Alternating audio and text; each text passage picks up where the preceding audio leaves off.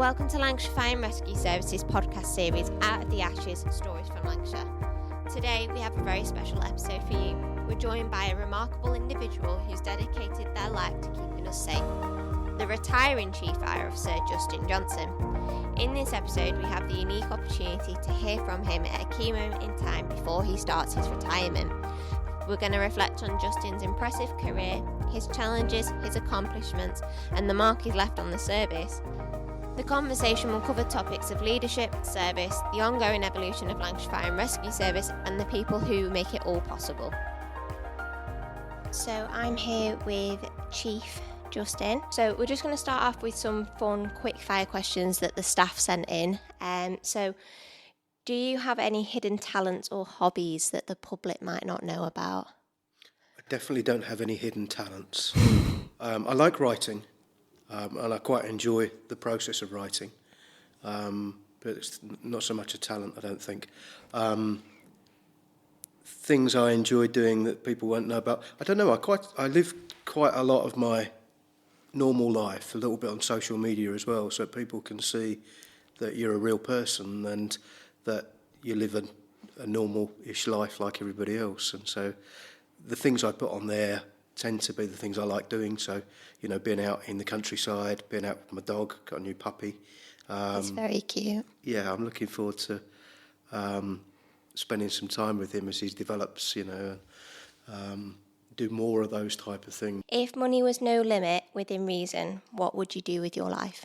With my life? Oh, wow. I would probably live between here and Italy. My mum lives in Italy. We spent a fair bit of time there, and my wife and I got married there. My mum arranged; she did all the work, and we got married in a castle in Italy. Wow! And so, as you get more time to spend with family, especially when you make a lot of sacrifices for your job, and you're constantly available and you're constantly rushing around. To have a bit more time. So if money was no object, I'd have a nice house out there near my mum and spend some more time with her. And I'd probably have one of those, those Omaze houses. Yes. I want to win the one in the Lake District. I feel like that should be mine. Yeah, I saw the advert last night for the one in the Wirral, and I have to say, it looked gorgeous. Yeah. I suppose that's what everybody thinks, isn't it? When they watch those adverts, somebody's got to win it. It could be me, but yeah. So if money was no object, I'd probably spend my time between those two things. This one's a bit of a funny one. Would you rather only ever rescue cats every day for the rest of your life, or attend one protracted major incident once a year? Oh, definitely one protracted major incident. And if there's something to get your brain going and always remember why you joined, it's for those big events. Yeah. And those big events, I think, are the things that really sort of hone your skills and, make sure that you're on top of your game. And they last for quite a while. They last for a number of days. And you go through, I suppose, a full range of skills and experiences that you've built up over, what is 3 decades of being in the fire and rescue service. And for me, 15 years of being as a principal officer. And so those big incidents, they're fairly rare, but they probably are once a year. Yeah, they definitely are. And they're always different, aren't they? They're not the same type of incident when it's a major incident. Absolutely. One large-scale flooding's not the same as another large-scale flooding, or up on the moorlands and wherever it may be. They are different in their own ways.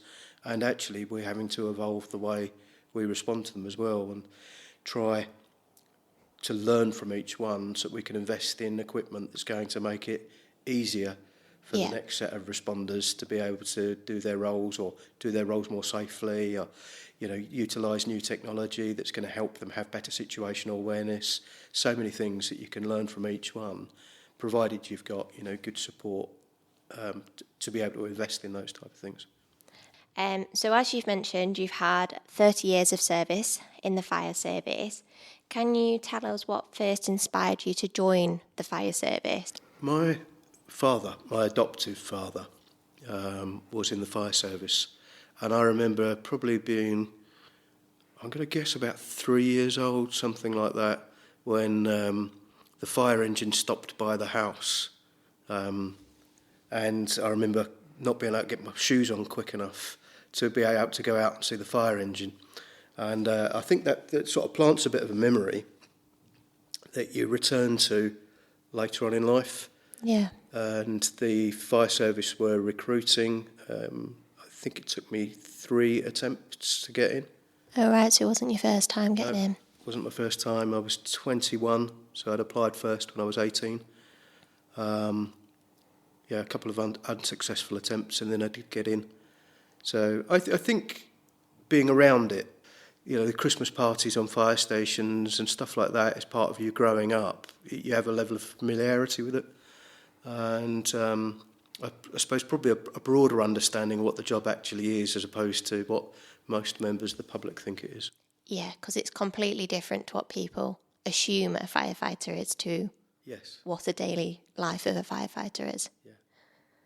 So once you joined the service, what led you to being Chief Fire Officer?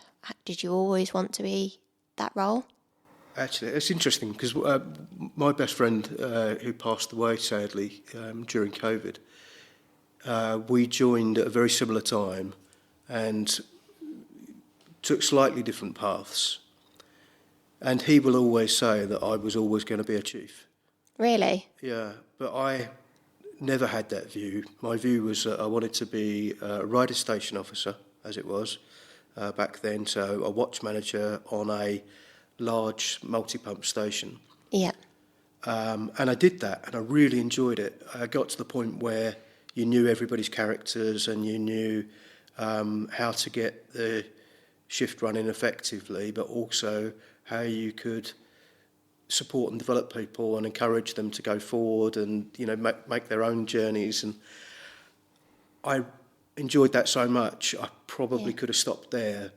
And I remember somebody saying to me, because you have views and opinions like we all do, I think it was an assistant chief, it said to me, when are you going to get off the watch and start having an influence in the way the service is run then? And what a statement to be told. That's such a nice compliment. But it does make you think, doesn't it? If you want to see change, you've got to be part of yourself and help make the change. And so once you start to do, come away from the watch, and you step into the world of being a flexi officer, and then you end up with a sort of a new cohort of people, but also a lot of autonomy, individual personal responsibility, and the incidents that you go to tend to be the more dynamic or more interesting incidents. You're just getting there slightly later. Yeah. But you do get to cover a much larger patch. You get to understand more around how the whole organisation fits together and works.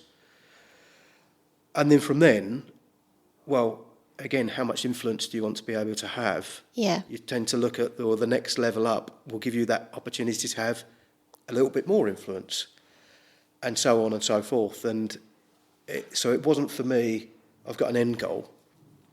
When I came to Lancashire as the DEP, it's strange. I've only done 2 ranks here, DEP and Chief, in the last 13 years. I realised that I didn't really want to go anywhere else, that this would be the last fire and rescue service for me. Because how many have you been? 3. 3. So I started in Essex, did 13 years there, then 4 years in Cumbria, which was very much about lifestyle. It's the stuff I love, and it's a great place to bring up my boys. And then 13 years here. So when I got to Lancashire, I thought, well, that's it, I don't want to move anymore. I never applied for another chief's job. I did look at some, but didn't apply for them in the end, and knew that I wanted to stay here because the journey that we were on as a service and the people that I met in the service, that I didn't really want to look at anything else other than that. So you mentioned about your lessons that you learned in your leadership. As your Chief Fire Officer, what do you consider your greatest achievement here in Lancashire? It's difficult to say like something that's my greatest achievement, because it's not, it's ours, it's what we achieved together as a service. I think the pandemic taught us quite a lot. It said, actually, when you don't have policies and procedures to follow in the same way as you normally do, and you've got to think differently, you can be unchained a little bit by patterns and systems, that happen in any large organisation that sometimes slow things down. But I think our biggest achievement during my time as chief has been how we responded to the pandemic. We, as we know, were the first fire and rescue service to really step forward into the vaccination programme, to get fire service staff from all different roles vaccinating the public, running the vaccination centres, doing the coordination activities, being right at the very forefront of that at a time when, because it was difficult to understand the scale of risk and what was really going to materialise, we didn't know whether we shouldn't be putting anybody anywhere and we should be all protective of what we've got, but looking into an environment that really needed support. And when you try and look at things strategically, you'd say, well, there's no way the NHS on their own were going to be able to do that level of service at the same time as trying to manage the effects of the pandemic on the general public as well. So they're going to have to change the rules. They're going to have to come up with different ways. And if you can see that they're going to have to do that and you can work with them very early on, our staff become honorary employees of the NHS. They did all the courses that would normally be done within the healthcare system to become vaccinators or to understand how to do all the coordination work at the vaccination centres. And it put Green Book staff and Grey Book staff that didn't know each other's roles particularly well or didn't perhaps know each other particularly well right next to each other for a long period of time. And I think it really helped that broader understanding, but it also was about the collective endeavour. Yeah. In a time when nobody knew what the absolute solutions were for everything, but we all knew that by volunteering together, by doing something, we were contributing in an environment where sometimes most other people felt helpless. Well, you completely answered my next section of the podcast, because one member of staff wanted to reflect on the COVID-19 pandemic and wanted to hear how you felt it went. And like you say, as a service, we completely changed and adapted to serve the community in a completely different way. And we were one of the first fire and rescue services to help the NHS, like you said, which is just a fantastic achievement. So I don't have any further questions on that bit, because... But from a staff perspective, and going around during that time, visiting the vaccination centres, supporting them directly myself, talking to staff that are involved in it, it's probably one of those times where you find yourself difficult to hold on to your emotions and keep your, when your voice starts to break a little bit as you're... A little bit of a wobble. Yeah, but and I'd find that with staff as well, because it was a scary time, but we all thought we were doing the right thing. And when you look back on it, it really feels like we did. And we were there for Lancashire in its moment of need. And I think that kind of thinking needs to be there in the future. So if we look at the National Risk Register of things that can happen to the UK that would destabilise us, even like the loss of power. Yeah. Loss of power for 3 days, you could end up with civil disturbances. So we know that would have an impact on us in terms of how we responded. But actually, what do we do in the lead up to that? What do we do around community tensions? What do we do about visibility? What do we do about working with the communities that we know and understand, or with partner agencies? What's our role in all of those things? And to step into that in a way where you're not having to think about it whilst you're having to deal with it, that you thought about it beforehand and planned where you think your best able to support the public in that moment of need, we are still one of the only organisations in the country that can put thousands of pairs of feet on the ground in every community within 5 minutes. Which is just amazing, the quick response we can have to help and keep Lancashire safe. I think we've just seen it with the flooding over the weekend, and we're going to see more of these things happen in the future with climate change, that we need to support communities to become more resilient for themselves, which we're doing. But we also need to think about how do we prepare a community for a known event, flooding, and then how do we respond? So we've got different roles in different stages, and I think we're going to just have to get better and better at that as these events become more frequent and more severe. Over the course of your career, how have the challenges faced by the fire service evolved? I think we've always struggled. I mean, I spent the last 4 years as Vice Chair of the National Fire Chiefs Council, which again, it's about that influence thing, isn't it? If you're in that environment, you're able to influence. And I think sometimes people see the NFCC as some sort of corporate body, and it's not. It's just a collection of all of us in every fire service coming together to work together to solve problems once, hopefully, at a UK-wide level or a England level, so that we're not reinventing the wheel all the time and having to come up with it ourselves. But the challenge we have with government sometimes is because we're a risk, and almost sometimes you hear it talked about as an insurance policy. You know, you don't want to have to use us, but you do want to make sure that we're there in case you do. Whereas the other two blue light emergency services are much more of a demand model. Yeah.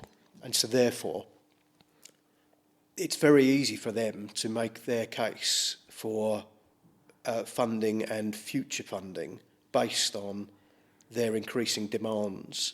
That they're always needed. Ours might not actually go up. But when it happens, we need to make sure we're as best prepared as we can be. But being able to influence in that environment, being right in with central government every 2 weeks, regularly spending time down in London with the people that make decisions. If you're in that environment and being able to influence, and if you're getting Lancashire's voice in there, it enables us to be in a better position when we're looking for funding. And lobbying for funding and writing to MPs locally, doing that jointly, has put us in Lancashire over time, over the last 5 years, in a much better position. And so much so that we have been able to invest in order to be able to prepare for the things that we think are coming down the road in relation to climate change and stuff like that. So, you know, being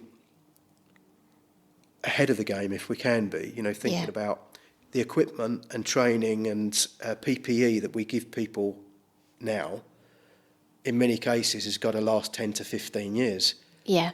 So what's that environment going to be like in 10 to 15 years? It's a lot of predicting, isn't it? And working out what we think may happen based on trends that have happened.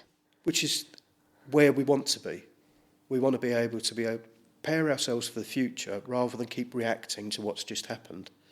And if you can't get the right level of funding, or your head's always down, or your head's looking backwards at the things you need to fix, you don't get the opportunity to say, look, what's coming in the future and how do we best ensure the organisation's in the right place. So a member of staff did want to talk about funding constraints, which we've just covered, but they also wanted to talk about how has the service evolved during your time in the service, with things like modernisation or public expectations. Yeah, I don't think public expectations changed massively. I think we've been in the spotlight a little bit more than we normally are. And, you know, that's something we've always got to keep improving. I think if you talk to the general public, they want a really good response when they need it. The rest of the time, they're happy that you're training for that response, that you're making sure that you're properly equipped and that you're ready. And they probably don't understand as well as we'd like them to the range of other things we do as a service to hopefully prevent it from ever happening through doing education and visits in local communities or working with business communities to look after their businesses to ensure they're safe for people to go into. That whole broad range of things that we do has elevated because of Grenfell. Yeah. That's still going on. So we've just had the Grenfell Phase 2 report with a raft more recommendations for us to look at the implications of. But Grenfell was a product of the building safety crisis, the deregulation that's happened over the last 20 years, and has put a lot of the building stock in that same situation, that we can't have confidence that it's going to perform in a fire the way we would have expected it to according to building regulations. So we've got to train differently as well. We need to recognise the signs and the symptoms of something that's not behaving how we would expect it to. In terms of modernising or looking at our role, the climate change agenda I'd go back to as well. So how do we deal with something like Winter Hill again, but without having the ability to be able to call upon others in the way that we did? We were on a moorland fire there for 42 days with fire services from all over the country, including London up here. People from London that had never been in moorland and never seen the scale of countryside were up in Lancashire. Whereas what we saw when we had the really high temperatures a few years ago is that those type of low frequency, high impact events can be happening anywhere, and simultaneously. So how do we deal with that incident with more internal resilience? How do we deal with it with better equipment, with better foresight? Good use of drones and our ability to be able to capture something early, and reduce the overall impact of the incident, reduce the overall scale of the incident. And so that's why we're changing so much of the equipment, the training, and the specialisms that we've got in the organisation to be able to say, actually, we've got much more chance of looking after this ourselves as an incident, because it could be that when we're going through that and we're wanting a bit of support, well, no surprise, so's Manchester, so's West Yorkshire, and so on and so forth. So you've just mentioned little bits of advancements of technology, but obviously it's an evolving field of firefighting technology. As through your career, we've seen the introduction of drones, specific PPE for climate change emergency, and even a firefighting robot. So what technological advancements have made the biggest impact in your time? I think drones have been really significant for us, and unless you keep an eye on it, you don't realise how quickly that's evolving. Yeah. So the ability of our drones now, they're half the price and twice as good. We've got drones for indoor collapse structures, so you're not having to put firefighters into that environment. You'll be able to make a better scene assessment.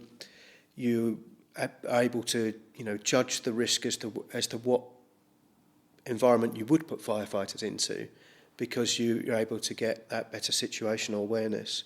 But the technology that's in them and how you use them is evolving all the time. So the ability from our sky drones now to be able to track vehicles, to track movements of people, to understand that when they go under, say, the coverage of trees, to predict where they're going to come out if they follow the same trajectory. It's really clever stuff that can almost be sort of just left up in the sky with the cameras doing all the work. If you add in AI to that, AIs will start to learn and will start to flag up areas of interest for you. So if you cover a search pattern for a missing person, so and we've had them, haven't we? We've had very high risk, very national cases of high risk missing persons that have turned out to be latterly murder investigations. But we're able to fly the drone over that scene in a search pattern way that you can then hand over the SD card to the police and people who are able to look at that imagery. And it's a bit like when you can go and scan Google Maps yourself and start zooming to look to see whether there are clues or disturbances of the earth or whatever that may be that they are trained to look for. But if you add AI into that, AI is able to scan that information much quicker and flag areas that you might want to draw your attention to. Yeah. And you can see that that's what's happening within other areas now. So AI is not replacing anybody. What it's doing is helping you find the needle in the haystack. And that's what you want to use it for. So you want to use your highly trained, intelligent, specialist person to focus on the key areas. Mm. It's not replacing people, is it? It's enhancing the skills of people and, like you say, honing in on key details that may make a massive impact. One of the other areas that I think, actually I'm really comfortable for as a sector that Lancashire lead on, has been the use of dogs and, building up the variety of use of dogs to be able to give us, say, assurance that a scene is clear. Yeah. So we can spend days trying to assure ourselves that there wasn't anybody in an incident, running a dog over that incident when it's cooled down and being able to say, no, we put a dog over it. We've done all the things we reasonably could to ensure that we can leave that scene without something, being found at a later point. But dogs that can do so many other things too. And now we're even getting to the point where the dogs and the drones, indoor drones, can work together. Wow. So the dog is following the drone in terms of areas that you want the dog to focus on. So it's always evolving, but the use of dogs, and even dogs for well-being.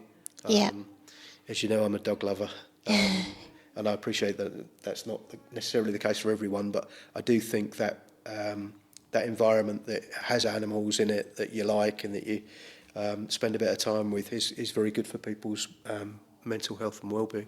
Like you say, we've got two very well-equipped crews of dogs for very different needs, but both very well trained and very cute when they come in and visit, whether they're the fire search dogs or the wellbeing dogs. Yeah.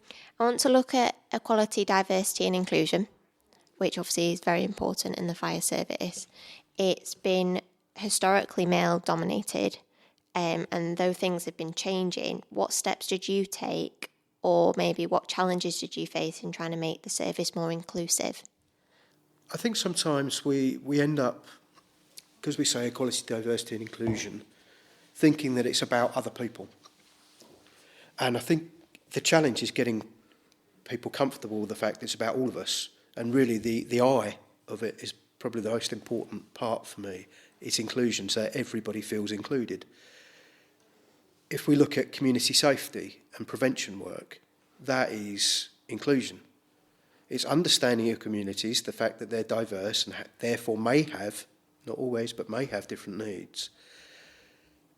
And tailoring our services to reduce the risk to different people is all about making sure that everybody's included.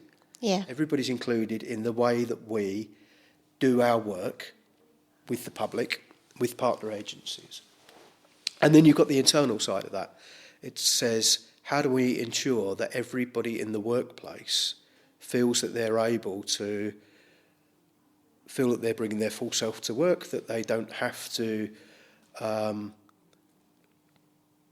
deny a part of themselves to the workforce, keep it away from the workforce in case that for them causes them a psychological safety risk.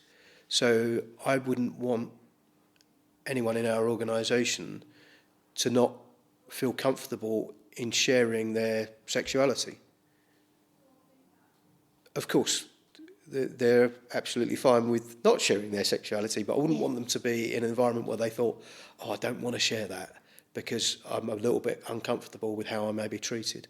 We've got different backgrounds, different life experiences, different ages. We were brought up with different sets of expectations, and we're 1,200 to 1,300 people. I believe most people don't intend Yeah. to cause harm to somebody else. But when you've got 1,200 to 1,300 people, it's going to happen every now and then. And if most of it's falling into the sort of the careless or the lack of awareness bit, we can all be doing our bit to educate, support, inform, Yeah. and look after people so that people aren't at risk of feeling uncomfortable or, feeling that they're not valued or feeling intimidated. I remember when you're a new recruit sometimes, first thing that can happen is people want to road test the new recruit, see how good they are. And I know that if everybody wants to look intently about my performance, then I'm more likely to make a mistake. And then if I make a mistake, if everybody then saying, oh, you're making a mistake, and the recruits are coming out of a training centre and they're not, fully excellent at everything, that could make me a self-fulfilling prophecy. I might become more and more uncomfortable, more and more nervous, and make more and more mistakes. Yeah. And actually, I don't think that's what people would want for me. I think they would want to support me and they would want to help me develop. And so we've got to make sure we've got an environment that does that. And I think by and large we do. We just need to make sure that we're on top of it all the time, that we keep going all of the time, and that, but occasionally where behaviour is poor, we need to be comfortable to be able to say so. So that we can think of the victim first and make sure that that person feels supported. And we've got stuff like the employee voice groups to help with that area of understanding everyone's different needs. I mean, when I was saying that sometimes it feels like it's about other people, well, actually everybody fits in. We all have protected characteristics. We all have age, we all have gender, we all have sexuality, we all have ethnicity, we all have a freedom to follow a religion or not to follow a religion. It's about all of us. And so the voice groups give us our ability to be able to tap into and help us understand the impacts on the people that are in the organisation. More holistically, and they're really growing and developing. It's one of the things that it's one of the groups I really enjoy chairing, because we can make stuff happen relatively quickly. So as we move into the last section of the podcast, you officially retire at the end of this year. What was the hardest thing that you had to come to terms with in making this decision? I suppose it's not a hard thing to come to terms with, because it's always been about the organisation, but it's making sure that I planned it as effectively as I could to give ourselves enough time as an organisation to make it as seamless as possible. Yeah. So you want to give stability. So I always knew I'd go at 30 years. 30 years service. You know when that date is, and you start to warm up the chair and the vice chair of the fire authority early on, that's going to be the case. Nothing's official. You start to think about what's the timeline going to look like backwards from January. From that date. So what needs to be done before then in order to put the organisation in a position that there isn't a sort of no opportunity for handover, or that there is a gap where you've got temporaries running throughout the organisation, and then firming it up at a later point in time. So if you run the timeline backwards, you say, right, January's that's going to be the date that somebody else steps into the role. So what needs to happen before then? Now, if that appointment went external, then that person coming in may need to serve 3 months' notice. So very carefully worked out that timeline running, and that's why I had my announcement when I did. So all those things can start to happen. It takes a long time to do an external recruitment process for a chief fire officer. Now, fortuitous in some ways that John picks up the role and it's internal, because it allows me some handover time as well. If it hadn't have been, I still would have managed handover time with that other person, because that person would have been identified.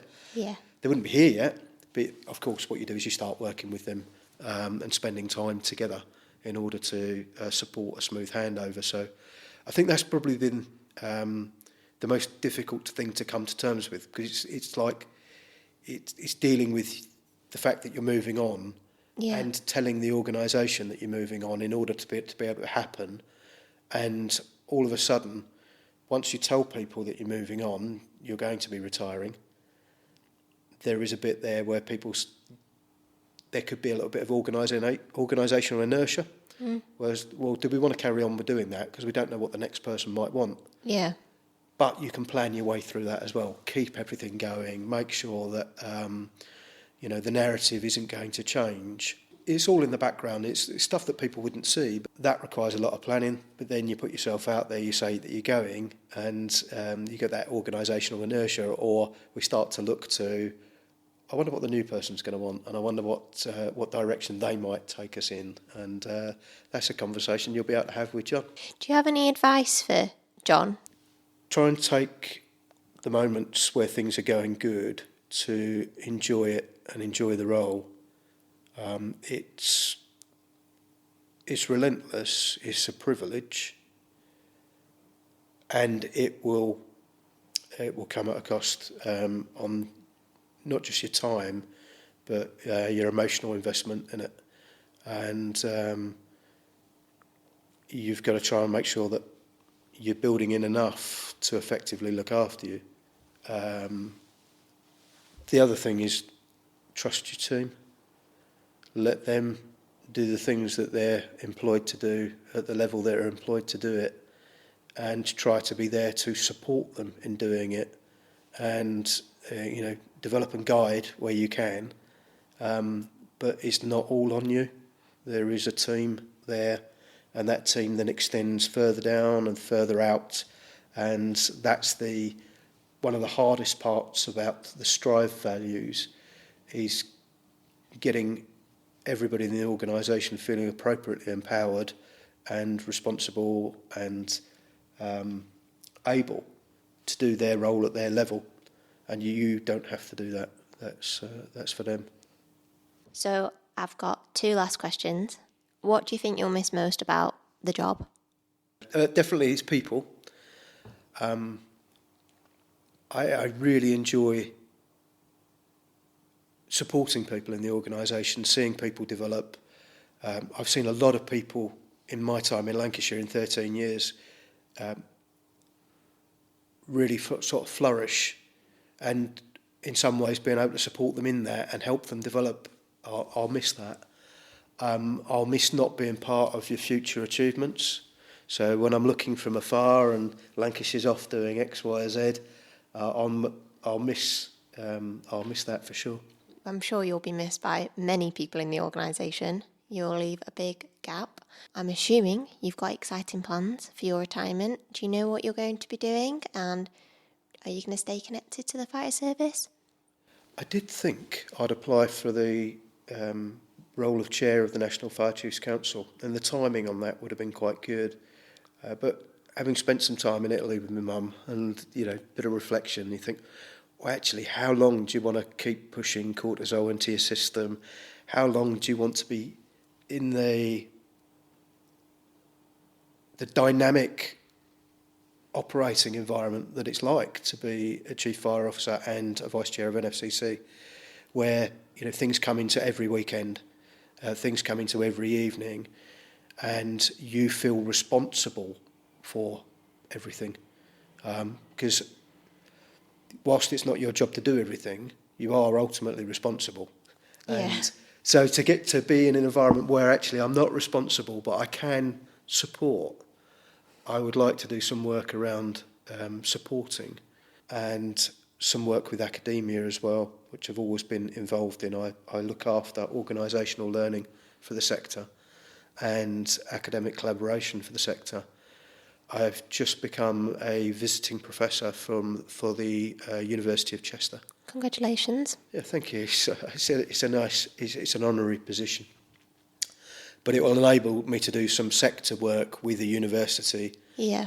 Because a lot of the challenges we have when we get to government and being able to be persuasive is to have the right data and research to support the direction that you want things to go in. Yeah. So I'm going to try and do some of that in the background now, so that people of the future are better equipped to have really strong data with academic rigour and research to be really persuasive in those environments where people are controlling the purse strings, for us to be able to continue to develop as a sector. So I still want to be there in some way. Yeah. But I want to focus what I've learnt over the last sort of 4 years of working with government, the last few years of working with academia, the universities more broadly, to try and put us in a better position to ensure that we evolve and we're more resilient and we're better funded as a sector for the challenges that we'll face in the future.